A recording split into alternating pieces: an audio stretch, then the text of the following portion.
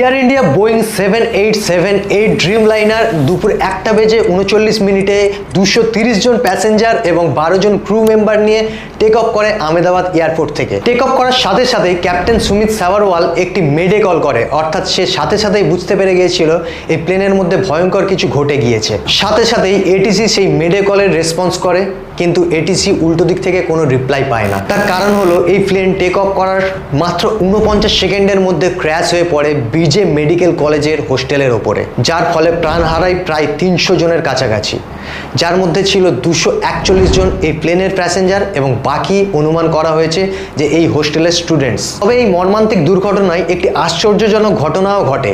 11A সিটে বসে থাকা রমেশ বিশ্বাস কুমার সে আশ্চর্যজনকভাবে বেঁচে ফিরে আসে মৃত্যুর মুখ থেকে। তবে এখানে আমাদের আরও একটা বড় প্রশ্ন থেকে যায় যে এই প্লেন উড়েছিল প্রথমে দিল্লি থেকে আহমেদাবাদ এবং আহমেদাবাদ থেকে যাওয়ার কথা ছিল লন্ডনে। তো দিল্লি থেকে আহমেদাবাদ আসার পথে এই প্লেনে অনেকগুলি যান্ত্রিক গোলযোগ দেখা যায় এবং এতগুলি যান্ত্রিক গোলযোগের পরেও এই প্লেন কিভাবে আহমেদাবাদ থেকে গ্রিন সিগন্যাল পায় এত বড় লন্ডনের মতো ডিস্টেন্স কভার করার জন্য।